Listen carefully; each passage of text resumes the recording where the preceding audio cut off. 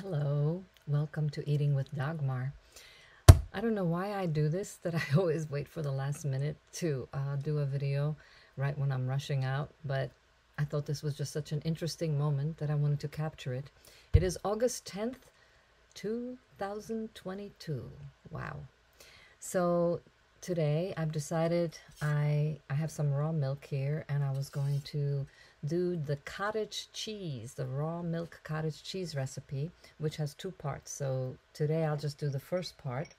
So basically all you need to make raw cottage cheese is raw milk, and you need a whisk and a thermometer. And I don't have any stovetop or anything. I just have an induction cooktop thing here. One of these. This is the new wave, right? And that's pretty much all I ever use. So, and here I have half a gallon of raw milk, and you have to heat it up to not more than 85 degrees. 85 degrees would be perfect. So I'm going to turn on this thing, and it'll probably create a hum, but I will try to be louder than the hum of this thing. And here we go. It's on. So while I'm waiting for that, and basically you just keep whisking it or stirring it with the whisk to make sure that it doesn't go above 85. Because like I said in my last video, this is raw milk, and in raw milk there's natural mesophilic bacteria, which does not require a whole lot of heat to reproduce. So right now it is at, oh, we're already there. It's already, whoa, okay, I went too high. It's 90. So I need to let it cool down now. Excellent. So perfect. While it's cooling down, I will show you the ridiculously simple way to make raw cottage cheese. Meanwhile, I was feeling a little peaked because I haven't been eating any meat for a while because I don't really want to. So I kind of wait for my body to let me know that it's time to have some meat. Usually that happens that I have a dream about eating meat, which I had last night. I had two dreams in which beef made an appearance. So I happen to have some beef liver, raw. And what I do, I will buy the beef liver and then I'll cut it into like about this much size. What is this? Probably an ounce and a half or something like that. And then I freeze it in little bags in, 1 ounce and a half or 2 ounce portions. And when I feel the need, I do liver shots. And I cut them into little pieces so they're like pills. And I don't know if you're aware of this, but protein is not digested in our mouth. Protein is digested in our stomach. So you don't have to chew it. It's kind of gross, but I thought, why not? I'll show you that it's possible. And usually what I do is I will take some raw milk and pour it on top using a shot glass, and I'll just swallow it whole. So this time I have made another drink here, which might interest some of you. This is kind of looks like coffee, doesn't it, or chocolate?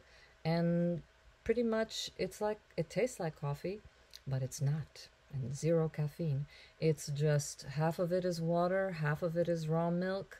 Then I have some chaga mushroom, 3 capsules of chaga mushrooms in there. I love this company. And what else do I put in there? I put a little bit of MSM, which is bitter, so it makes it taste more bitter. And then I put some Dandy Blend, which is just like roasted dandelion and some other, and roasted chicory. And what else is in here? Oh, humic minerals. this is my most favorite company.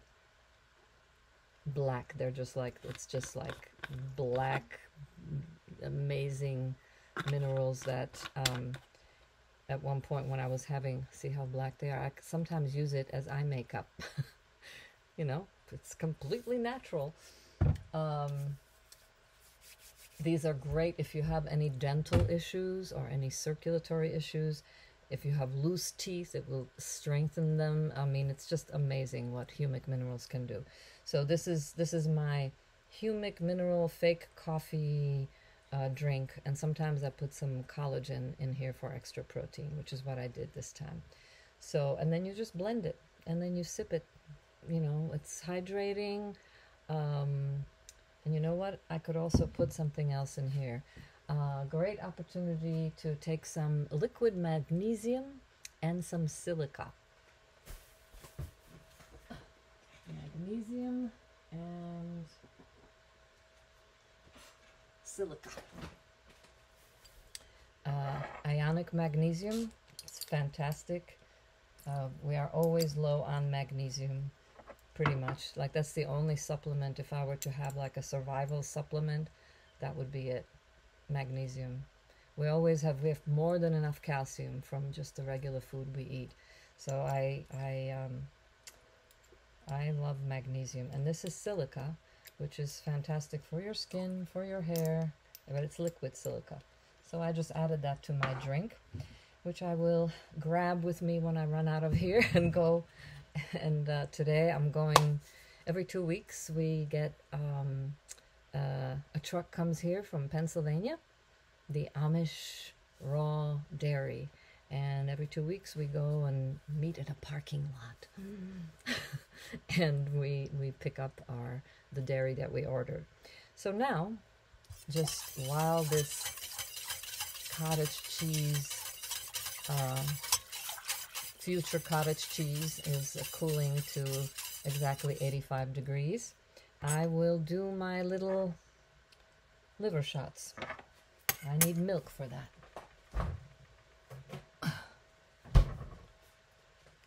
Not for human consumption. Danger, danger. That's the only way some of this milk can get sold. Wow, the fat really rose to the top. And usually I like to get it in glass, but this time I got it in plastic, so I think I can handle a little bit of plastic. Oh wow, see, look at this. Look at this cream on top. It's just ridiculous.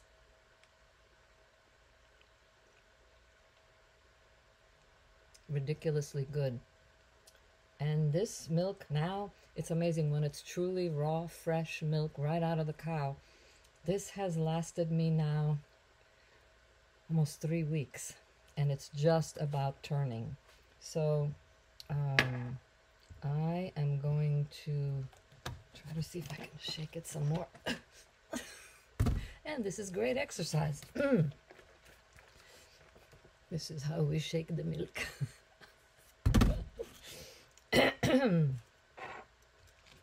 Okay, so I'm just coating the bottom of the glass with a little bit of milk so that the liver won't stick to it when I swallow it. And now I'm going to take some of that liver and put it right in there. I think this will be like 3 swallows. And mind you, I am extremely, like, how should I say,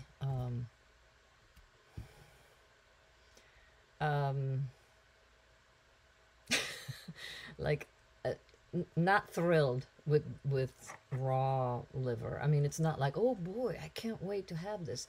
So if I can do this, anyone can. And the amazing benefit of this is that literally just this small amount, it digests like that. Your body just absorbs it. And it has the effect that you kind of are trying to get when you're doing coffee or caffeinated drinks, except it doesn't have the heart speeding up and it doesn't have any of the side effects. It literally, it's like the kind of energy that it gives you is so, it's like a meditational grounding, just a sense of life vitality. So here we go. Oh gosh, it's too much fat at the top.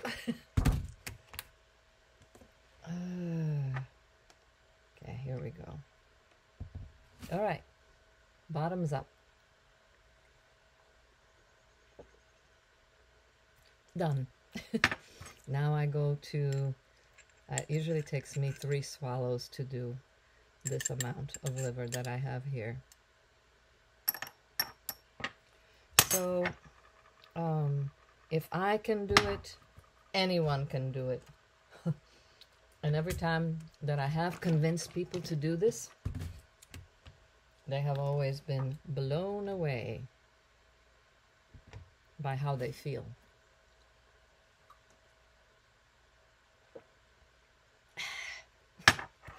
All right, and this will be, I'm swallowing my own hair. Like what I was saying, I'm a very texture person. Like I can't, some people can just chuck a raw egg. I still can't do that. I have to blend it with some fruit or some milk or some honey or something. But this is completely doable. Wow. It's amazing how much, when you don't homogenize milk or pasteurize it, you know, the fat rises to the top. Just like in the olden days, you know, when the milkman would come to the door and you'd see the fat on top. Shot number 3.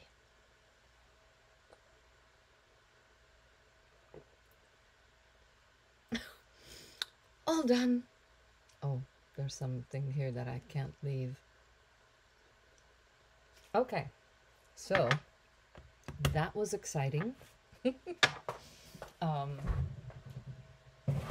So now, let's see if the temperature has gone down. Oh, wow. I'm already feeling it. It's just such vitality. Okay, now it is like 87 degrees. Almost done. So the first part of this cottage cheese making thing is that you just warm up the milk, and you keep it, you know, you have a nice pot like this that hopefully has a lid, and all I'm going to do is put, did you just hear me burp? I forgot, I'm acting like I'm at home with my mother and father and my sister, and we're just walking around, making whatever noise we wish, because that's what families do, right? We know that even if we burp in front of each other, we're not going to be like, ah, I'm done with you. All right, so here's my tablespoon measurer, and all you're going to do to make this cottage cheese happen is you're going to take some raw apple cider vinegar, because all the mesophilic bacteria are naturally in the raw milk, so you don't have to add any bacteria like you would when you're making yogurt. You do have to add bacteria. But for this, now don't try this with pasteurized milk, because it will not work, because the pasteurized milk doesn't have any bacteria in it. They're all dead. That's why. It's very unhappy bacteria. Very sad microbial state. Dead. So we're just going to take a nice little tablespoon of raw apple cider vinegar, and I just poured it into the milk.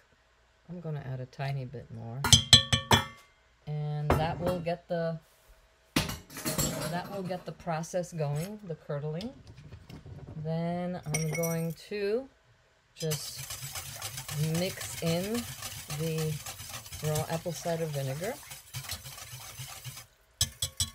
and then I will cover this pot, but it depends on the temperature in your place. Like it's very warm here, so I don't need to do anything, but if you're in a place that's colder, or if it's winter, you take a nice, not a wimpy little towel like this, you take a big fat towel and you kind of put it around this, and you make sure that underneath is not cold tiles like here. You would put some piece of wood underneath it so that it won't be cold, and then you leave it slightly. Can you see this? You leave it just slightly, you know, giving it some air, but making sure that it stays warm. And then once this part is done, then, oh my God, my counter is a mess because I have all these tomatoes that came in. Look at these. They came from the garden. And they're just like, it's like candy, these tomatoes. Anyway, so you leave this covered. It all depends on, you know, it all depends on the raw milk and on the cow and the specific bacteria that's in it, and the temperature of your space and your attitude. All of that makes a difference about how quickly this basically will gelatinize and turn into one nice jiggly jiggly body, which you will then put into a cheesecloth. And I'll do that in part 2 to show you all the tricks how to do that. But I mean, is this not simple? You just warm the milk to 85 degrees, and then you put a nice little cozy towel coat around it, and you cover it and leave a little air. And then, you know, anywhere from I've had it do its thing, its gelatinous curdling thing, in like 8 hours, and then sometimes I've had to go as much as 24. So if in 8 hours, check it, and if you jiggle it from side to side and it's not one big chunk, then you know. If it's still liquidy, then you gotta leave it longer, and you wait until it becomes jiggly. So I think that's it, and I gotta run now to get the rest of my Amish goodness. So I'll see you in the next video when we finish making raw cottage cheese, and I hope you're inspired to possibly do some liver shots or make yourself a delicious drink like this to sip on during the day, and you get to feel luxurious and vital and vibrant. So, see you soon.